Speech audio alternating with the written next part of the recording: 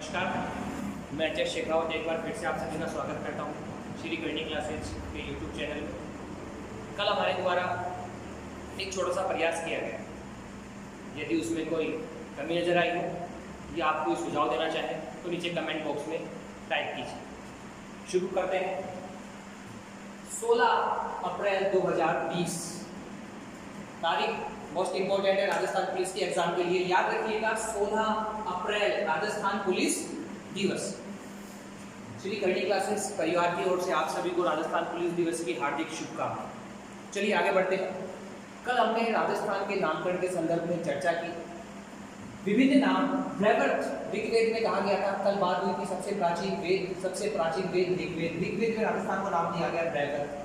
वेदों के बाद में हमने बात की थी रामायण वाल्मीकि के द्वारा लिखी गई थी। रामायण में कहा गया था मरुस्थल के लिए प्रयोग होने वाला शब्द। रामायण के पश्चात महाभारत वेद व्यास रचयिता है, लेखक श्री गणेश। महाभारत के नाम दिया गया था जांगल प्रदेश। प्रेजेंट टाइम की अगर बात करें तो बीकानेर रियासत जांगल क्षेत्र के नाम से जानी जाती है और यहाँ के बादशाह, यहाँ के शासक जांगलधर बादशाह। उसके बाद हमने बात की थी राजपूत काल। जॉर्ज थॉमस 1800 ईस्वी राजस्थान को राजपूताना नाम दिया गया था। प्रमाण 1805 विलियम फ्रैंकलिन की पुस्तक। रायखान, रजवाड़ा और राजस्थान, ये तीनों ही नाम दिए गए थे कर्नल जेम्स टोड के द्वारा। कल हम लोग कर्नल जेम्स टोड के बारे में चर्चा कर रहे थे कि कर्नल जेम्स टोड लिंकन शहर स्कॉटलैंड के राजपूताना आते हैं, पॉलिटिकल एजेंट बनते हैं मेवाड़ और मारवाड़। कर्नल जेम्स टोड भ्रमण करते हैं। जो भी भ्रमण में उन्होंने देखा सुना उसे लिपिबद्ध किया और पुस्तकों का आकार दिया। कल हमने पुस्तकों की बात कर ली थी कि पहली पुस्तक 1829 एनाल्स एंटिक्विटीज ऑफ राजस्थान। उसके पश्चात इसी का भाग 2 1832। 1835 में कर्नल जेम्स टोड की मृत्यु हो गई थी। 1839 इनकी एक पुस्तक और आई, ट्रेवल्स इन वेस्टर्न इंडिया, पश्चिमी भारत की यात्रा। यहां तक हम लोग चर्चा कर चुके हैं। चलिए आज आगे बढ़ते हैं। कर्नल जेम्स टोड जब मेवाड़ के पॉलिटिकल एजेंट थे, उस समय ब्रिटिश हुकूमत को ऐसा लगा कि हमारे साथ धोखा कर रहे हैं, रियासतों को फायदा पहुंचाने की कोशिश कर रहे हैं। कर्नल जेम्स टोड ने बीमारी का बहाना बनाया और लंदन रवाना हुए। जब कर्नल जेम्स टोड लंदन जा रहे थे उस समय कर्नल जेम्स टोड अपने साथ एक शिलालेख लेके गए थे। कल बात की थी हमने शिलालेख। लंदन जाते समय कर्नल जेम्स टोड अपने साथ जो शिलालेख लेके गए थे वो था मान मेरी का शिलालेख 713 ईस्वी। इसी शिलालेख की खोज कर्नल जेम्स टोड के द्वारा ही की गई थी। ये कहाँ मिला? ये शिलालेख कर्नल जेम्स टोड को मिला मानसरोवर झील। कहाँ है ये? चित्तौड़गढ़। मोस्ट इंपॉर्टेंट शिलालेख है। इस शिलालेख में जानकारी क्या मिली? जानकारी मिलती है अमृत मंथन। कर्नल जेम्स टोड ने सोचा कि क्यों ना ये शिलालेख को मेरे साथ लेके जाऊं, मेमोरी रहेगी। तो ये इस शिलालेख को अपने साथ ले जाते हैं, मगर दुर्भाग्य अचानक समुद्री तूफान आ गया।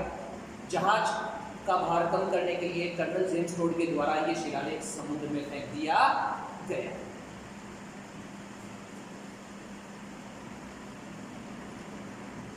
चलिए आगे बढ़ते हैं। कर्नल जेम्स टोड के उपनाम कल हमने चर्चा की थी कि कर्नल जेम्स टोड घोड़े पे बैठकर राजस्थान के संदर्भ में जानकारी एकत्रित कर रहे थे। नाम दिया गया इन्हें घोड़े वाले बाबा। फिर हमने बात की थी कि गौरीशंकर ओझा के द्वारा इन्हें नाम दिया गया राजस्थान के इतिहास के पितामह, Bhishma Pitamah. Colonel James Tod को ही कहा जाता है father of Rajasthan history. But यहाँ कंफ्यूजन, कल हम लोगों ने बात की थी, अगर यहाँ पूछा जाए real father of Rajasthan history तो वो कौन होंगे? गौरी शंकर ओझा। कल हम लोगों ने चर्चा भी की। केवल ये पूछा जाए कि फादर ऑफ हिस्ट्री कौन है, तो आपका क्या जवाब होगा, हिकेटियस या हेरोडोटस? कंफ्यूजन बिल्कुल भी नहीं करना है। बात की थी हेरो, हेरो का मतलब ढूंढो। चलिए आगे बढ़े। तो हम लोगों ने राजस्थान के विभिन्न नामों की चर्चा कर ली, मगर आज इसे हम राजस्थान कहते हैं। कभी ये राजपूताना कहलाता था। इसका नाम राजस्थान कब पड़ा? 15 अगस्त 1947 हमें स्वतंत्रता मिली और 26 जनवरी 1950 संविधान लागू हुआ। जिस समय भारत का संविधान लागू हुआ उसी समय राजपूताना को विधिवत रूप से नाम दिया गया राजस्थान। तो राजपूताना का नाम राजस्थान कब पड़ा? 26 जनवरी 1950 के दिन। और इसकी राजधानी बनाया गया जयपुर। देखिए यहां से फिर एक सवाल हमारे सामने आता है कि जो राजधानी जयपुर बनाई गई, ये किसके कहने पे बनाई गई? तो जयपुर को राजधानी बनाया गया था पी सत्यनारायण राव समिति।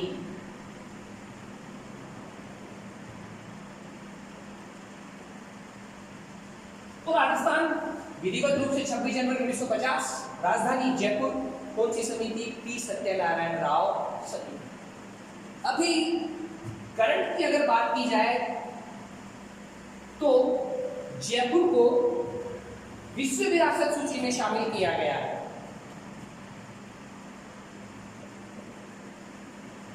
जयपुर को विश्व विरासत सूची में शामिल किया गया है। अगर और डीपली बात करूं तो पूरे जयपुर शहर को नहीं, जयपुर पर कोटा जो 4 दीवारी है उसे शामिल किया गया है विश्व विरासत सूची। विश्व विरासत सूची में इसे कब शामिल किया गया? तो ये बात है जुलाई 2019। इसके अलावा भी जयपुर के 2 स्थान और हैं जो विश्व विरासत सूची में शामिल हैं। एक है हमारे जंतर मंतर, कब शामिल किया गया? 2010 में। इसके अलावा है आमेर महल, इसे कब शामिल किया गया? 2013 में। तो ये थे हमारे राजस्थान के विभिन्न नाम और वर्तमान नाम। आगे चर्चा करते हैं कि ये राजस्थान शब्द आया कहां से। राजस्थान शब्द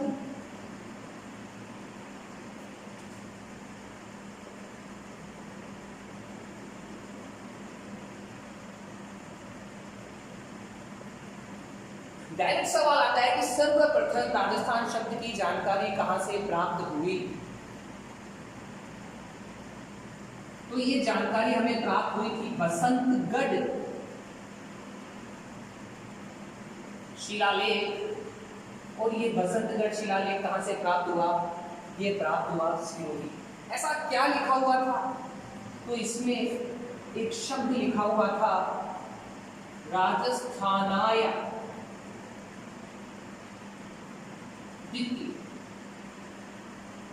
देखिए अगर मैं इसे अलग करूं तो एक शब्द राजस्थान सामने आता है और एक शब्द सामने आता है आदित्य। राजस्थान राजपूतों का निवास स्थान, राजपूत शासकों के द्वारा जहां पर राज किया गया, और आदित्य सूर्य।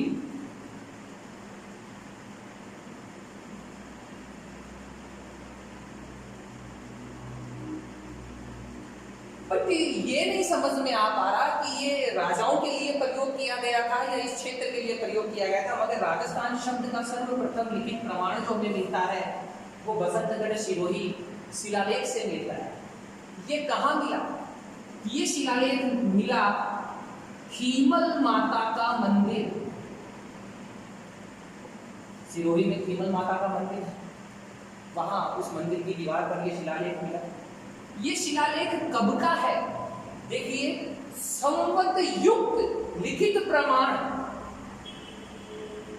682 विक्रमी संवत। यहां कंफ्यूजन क्रिएट करने के लिए वो आपको विक्रमी संवत में देकर ईस्वी दे देता है, या मैं कहूं 625 ईस्वी। चर्चा करेंगे इस पे, बस अभी के लिए आप इतना याद रखिए कि विक्रमी संवत जो है वो ईस्वी संवत से आगे है। कितना आगे है? ये आगे है 57 वर्ष। राजस्थान शब्द के विभिन्न उल्लेख, सबसे पहला और प्राचीन उल्लेख हमें मिलता है बसंतगढ़ शिरोई शिलालेख से। यहाँ पर जो शब्द था वो शब्द था राजस्थान या आदित्य, राजस्थान राजपूतों का निवासी स्थान, आदित्य सूर्य। ये मिला हमें थीमल माता के मंदिर से। कब का है ये? 682 विक्रमी संवत या 625 ईस्वी। याद रखिएगा, विक्रमी संवत ईस्वी से कितना आगे है? 57 वर्ष। डायरेक्ट सवाल पूछा गया है, कितना अंतर है? 57 वर्षों का अंतर है। चलिए आगे बढ़ते हैं। बसंतगढ़ शिलालेख जो है, इससे हमें जानकारी क्या मिलती है?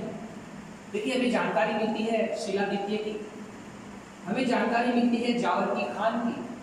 उस समय जावर की खान से शीशा और जस्ता निकलता था, चांदी नहीं। चांदी की खोज कब हुई थी? राणा लाखा के समय, 14वीं शताब्दी। हमें चांदी कब मिली? चांदी मिली थी राणा लाखा के समय, 14वीं शताब्दी की। उस समय मिलता था यहाँ से शीशा और जस्ता। और इसमें उल्लेख किया गया है दास प्रथा। सबसे इंपॉर्टेंट क्वेश्चन जो बन रहा है वो ये बन रहा है कि ये शिलालेख लिखवाया किसने? बसंतगढ़ शिलालेख को लिखवाने वाला कौन था? तो बसंतगढ़ शिलालेख को लिखवाने वाला था, उसका नाम है वार्मलाल चावंड। देखिए, ये सवाल केवल एक ही बार बना है। उस समय ये पूछा गया था किसके द्वारा लिखवाया गया? चावंड शासकों के द्वारा। चलिए आगे बढ़े। तो राजस्थान शब्द की जानकारी हमें बसंतगढ़ शिरोई शिलालेख से मिल गई। और ये जानकारी हमें कहां से मिलती है? हमें ये जानकारी मिलती है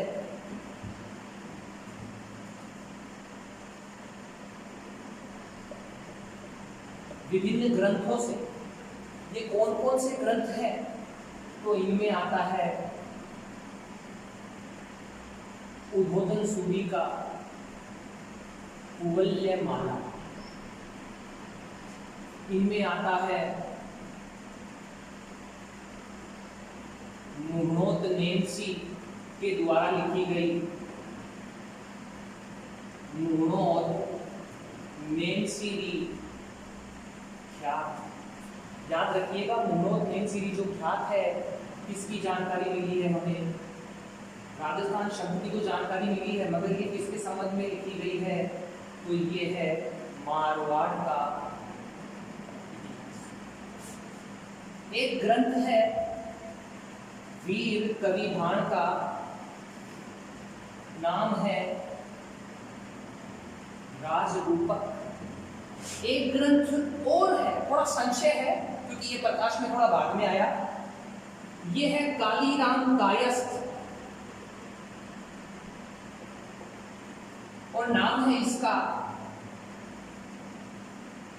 तारीख ए राजस्थान। देखिए, राजस्थान शब्द की जानकारी हमें मिलती है उद्बोधन सूरी कुवलयमाला से, मृणोतनेन्सी की ख्यात से, वीर कवि भाण के द्वारा लिखी गई राजरूपक से, और कालीराम कायस्थ के द्वारा लिखी गई तारीख ए राजस्थान से।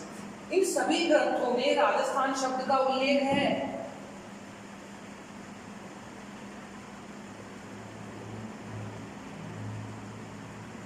मगर यहां एक संशय है, वो ये है कि ये राजस्थान शब्द इस भूभाग के लिए प्रयोग किया गया था या राजपूत राजाओं के निवास के लिए प्रयोग किया गया था। ये कहीं भी उल्लेखित नहीं है कि इस भूभाग को राजस्थान कहा गया। शब्द का उल्लेख जरूर किया गया है। थोड़ी एक्स्ट्रा इंफॉर्मेशन लेके चलते हैं।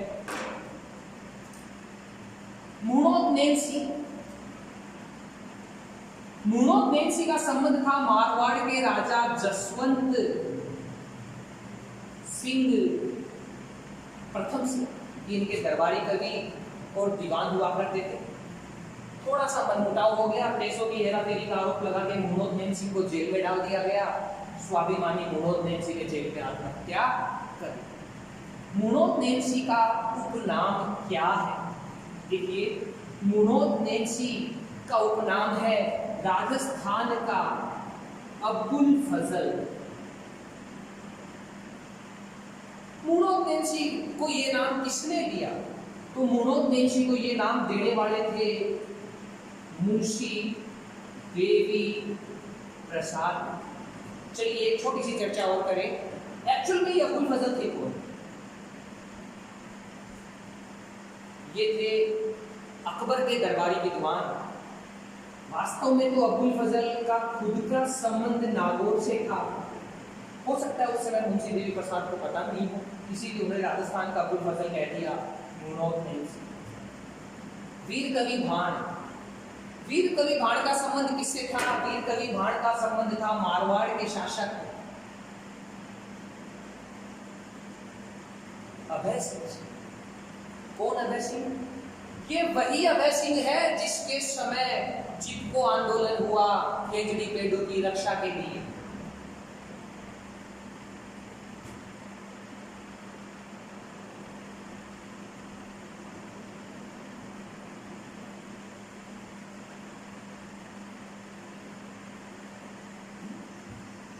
आप स्क्रीनशॉट ले लीजिए। चिपको आंदोलन, ये घटना अभय सिंह के समय की है। कब की है? 1730। देखिए हुआ क्या, अभय सिंह को महल बनवाना था। आदेश दे दिया गया कि लकड़ी लेके आई। लकड़ी काटने सैनिक पहुंच गए खेजड़ली ग्राम। इसका नाम खेजड़ली ग्राम इसलिए पड़ा क्योंकि यहाँ पर खेजड़ी के जो पेड़ थे वो बहुत ज्यादा। जब सिपाही पेड़ काटने लगे तो यहाँ अमृता देवी बिश्नोई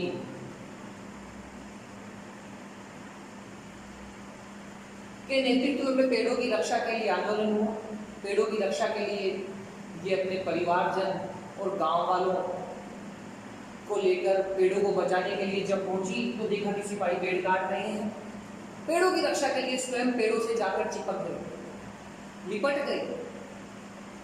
सिपाहियों ने आओ देखा ना ताओ, आरियां चला दी। देखते ही देखते 363 व्यक्तियों के द्वारा बलिदान दिया गया और इस बलिदान में अमृता देवी के पति और इनकी छोटी छोटी बच्चियां भी शामिल। ये पेड़ों की रक्षा के लिए होने वाला सबसे बड़ा बलिदान है। खेजड़ी वृक्ष आज हमारे राजस्थान का राज्य वृक्ष है।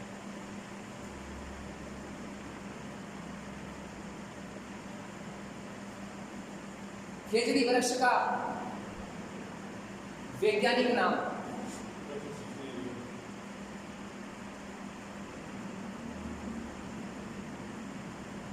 प्रोसेपिस सिनेरेरिया। याद रखिएगा, खेजड़ी वृक्ष का वैज्ञानिक नाम। कल लोगों ने नोएडा की बात की थी, टिकोमेला अंडुलेटा। हमारी गवर्नमेंट ने बहुत ही अच्छा काम किया। 1994 में पेड़ों की रक्षा, वन्य जीवों की रक्षा करने वाले व्यक्तियों को सम्मानित करने के लिए एक पुरस्कार शुरू किया गया, अमृता देवी पुरस्कार। देखिए लगातार यहां से सवाल बनते रहते हैं। करंट से आप लोगों को जरूर याद करना है कि अमृता देवी पुरस्कार किसे दिया गया। जैसे अभी चित्तौड़गढ़ निम्बाहेड़ा सीमेंट का उत्पादन करने वाली कंपनी को ये पुरस्कार दिया गया।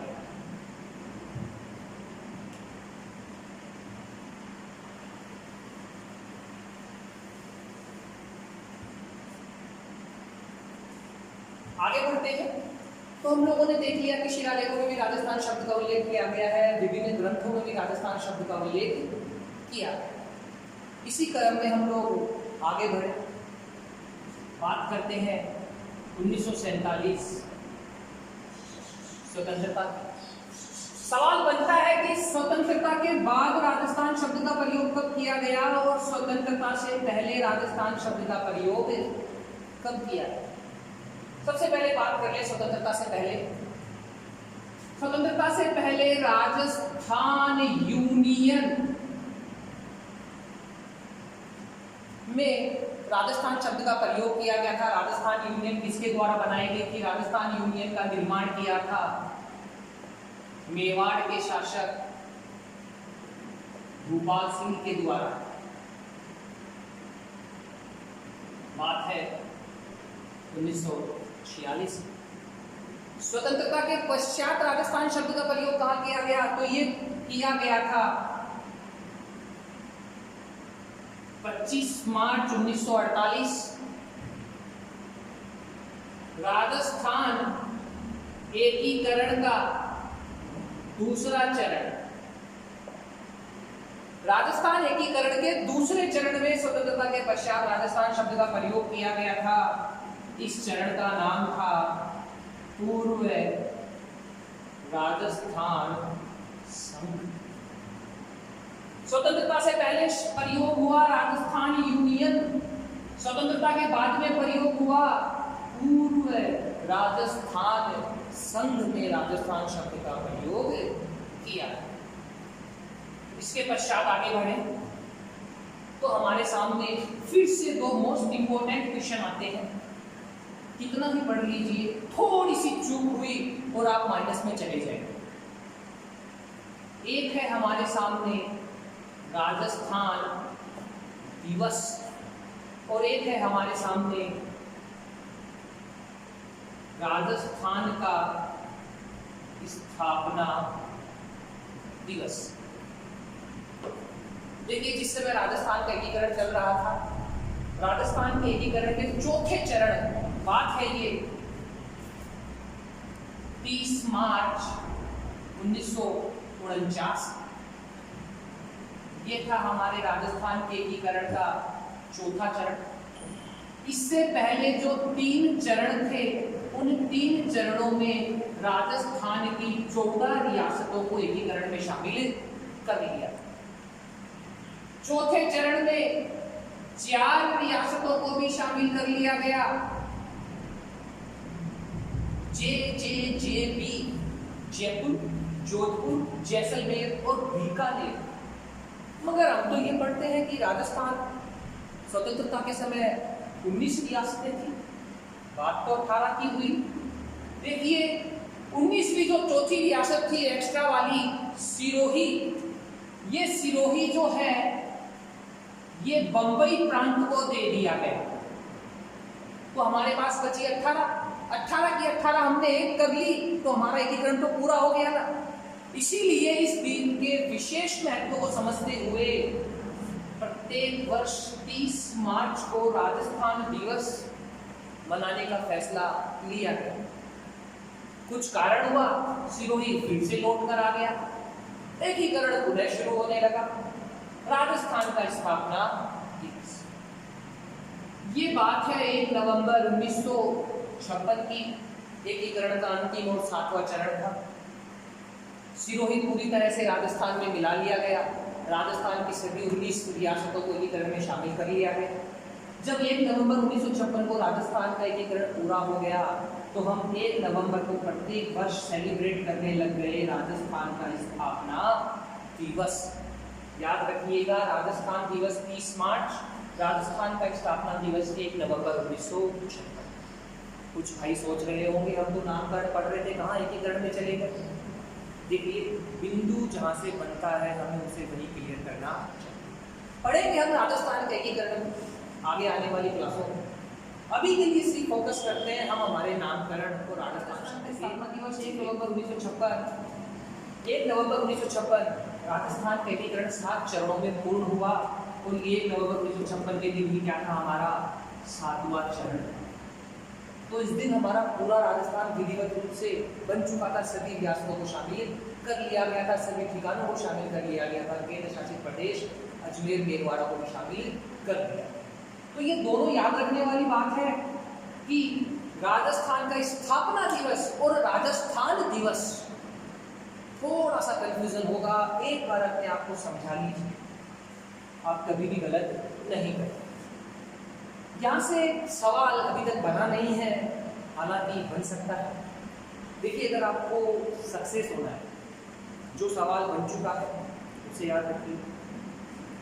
पॉइंट ऑफ व्यू से करंट में क्या इंपॉर्टेंट है उसे याद रखिए, और सवाल क्या बन सकता है थोड़ा आप वहाँ भी ध्यान केंद्रित कीजिए। आगे चर्चा करते हैं राजस्थान के साथ स्थापना दिवस मनाने वाले भारत के विभिन्न राज्य।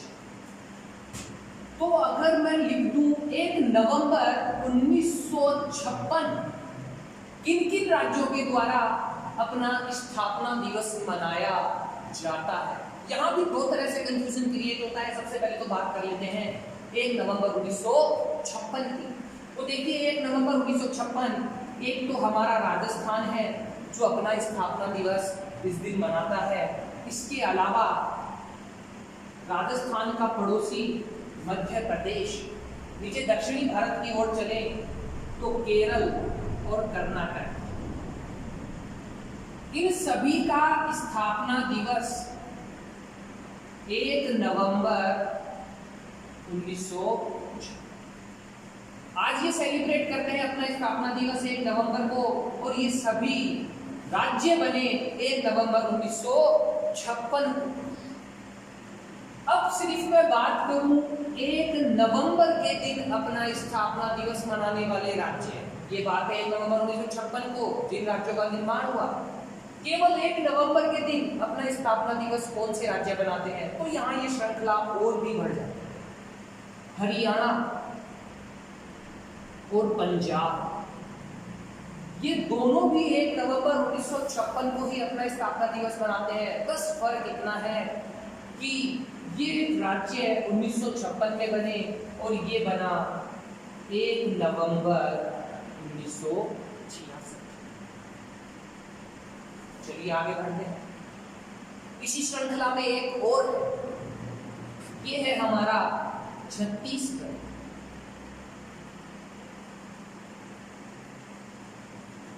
इंडियन जियोग्राफी में हम पढ़ेंगे कि भारत के विभिन्न राज्यों की स्थापना कब हुई और कैसे हुई।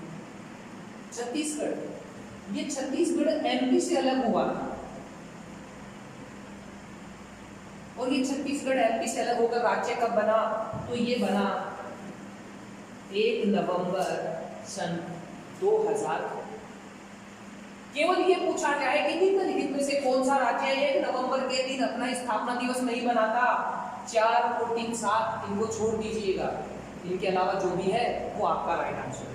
ये पूछा जाए कि 1 नवंबर 1956 के दिन किन्हें राज्यों का दर्जा मिला, तो ये 4 तारीख सेम है, केवल वर्षों का ही अंतर है। और यही वो दिन है जिस दिन राजस्थान भारत का क्षेत्रफल की दृष्टि से सबसे बड़ा राज्य है। पूर्व में भारत का सबसे बड़ा राज्य मध्य प्रदेश हुआ करता था, मगर 1 नवंबर 2000 के दिन एमपी से छत्तीसगढ़ को अलग कर दिया। और जैसे ये विभाजन हुआ, जो राजस्थान क्षेत्रफल की दृष्टि से दूसरे नंबर पे था वो पहले नंबर पे आ गया। आगे जब हम क्षेत्रफल के संदर्भ में चर्चा करेंगे, आपने क्या पढ़ा लिखना मराठी की चर्चा, उसके क्वेश्चंस की सीरीज में कुछ समय बात दूंगा। बट आप लोग सेल्फ क्या पढ़ रहे हैं? देखिए, टॉपिक बहुत सारी इंफॉर्मेशन है, हमारे काम की क्या है उस पर फोकस करना है, मगर साथ ही साथ हमें हमारे उस टॉपिक से रिलेटेड करंट से क्या सवाल बन सकता है इस पर भी फोकस करना है। अगर कोई भाई 1 नंबर 2 नंबर से रहता है, पॉइंटों से रहता है, तो उसकी सबसे बड़ी प्रॉब्लम यही थी कि वो करंट पे महारत हासिल नहीं कर पाया कि करंट जीके से क्वेश्चन क्या पढ़ता है, हमारे टॉपिक से क्वेश्चन क्या पुट हो रहा है। तो इन 2 क्लासों में हमने जो भी पढ़ा, वहाँ से हमारे सामने करंट के कौन से क्वेश्चन आते हैं उनकी चर्चा करते हैं। 30 मार्च 2020 अभी पिछले ही महीने गया है, एग्जाम लगेगी तब तक ये 4 से 5 महीने पुराना हो जाएगा। 30 मार्च 2020 के दिन कौन सा राजस्थान दिवस मनाया गया। पहले कोई ऑप्शन नहीं थी। आप घर पे बैठ के अखबार पढ़ते हैं, आदत डालिए अखबार पढ़ते हैं। सेकंड क्वेश्चन है, व्यक्तिगत श्रेणी में अमृता देवी पुरस्कार हाल ही में किसे प्रदान किया गया? व्यक्तिगत श्रेणी, ये पुरस्कार अलग अलग श्रेणियों में दिया जाता है। कर्नल जेम्स बॉन्ड पुरस्कार 2019 में किसे प्रदान किया गया? ये 3 मैंने करंट के क्वेश्चन दिए हैं। इनका आंसर आप लोग नीचे कमेंट बॉक्स में टाइप कीजिए। कल इन्हीं क्वेश्चनों पे हम चर्चा करेंगे। हमारा जो प्रयास रहा, ये आप लोगों को कैसा लगा, नीचे कमेंट बॉक्स में हमें बताते रहिए। आप सभी अपने सुझाव हमें दीजिए। आपके आस पड़ोस में जो भी भाई बंधु राजस्थान पुलिस कटवार ग्रेड की तैयारी कर रहा है, उन सभी तक इस वीडियो को पहुंचाने की आप कोशिश कीजिए। कोई भी कमी हो आप हमें बताइए, हम जरूर सुधार करने की कोशिश करेंगे। कल हम क्या पढ़ेंगे? कल हम राजस्थान सामान्य परिचय को ही आगे बढ़ाएंगे और बात करेंगे राजस्थान की स्थिति, क्षेत्रफल और विस्तार। आप अपने स्तर पर पढ़िए, जो कन्फ्यूजन है वो मेरे द्वारा दूर किए जाएंगे। कोशिश ये होगी कि पॉइंट टू पॉइंट बात हो, एग्जाम की दृष्टि से क्या काम का है। देखिए, पढ़ते जरूर हैं। कोई कहता है मैं 6 घंटे पढ़ता हूँ, कोई कहता है मैं 8 घंटे पढ़ता हूँ, फिर भी मेरी जॉब नहीं लगी। जो सिलेक्टेड होते हैं वो कहते हैं हम तो 4 घंटे पढ़ते थे, 2 घंटे पढ़ते थे। ऐसा क्या पढ़ा उन्होंने उस 2 घंटे या 4 घंटे? समय आप कितना दे रहे हैं ये इम्पोर्टेंट नहीं है। काम की बात ये है कि आपको क्या पॉइंट पढ़ना है और क्या पॉइंट छोड़ना है। सबसे पहले आप इस चीज का आकलन कीजिए कि एग्जाम के पॉइंट ऑफ व्यू से महत्वपूर्ण बिंदु क्या है। फालतू का कचरा बहुत है जो गाइडों में भरा हुआ है, क्या पढ़ने वाले सभी लग जाते हैं? आप स्वयं का आकलन कीजिए। कोशिश है हमारी कि हम ज़्यादा से ज़्यादा अच्छे से अच्छा आप लोगों को बताने की और समझाने की कोशिश करें। थोड़ी बहुत असुविधा हो रही है, उसके लिए मैं माफ़ी चाहता हूँ। टेक्निकल टीम जरूर उसे दूर करने की कोशिश करेगी। आप अपने सुझाव हमें कमेंट बॉक्स में देते रहिए। धन्यवाद।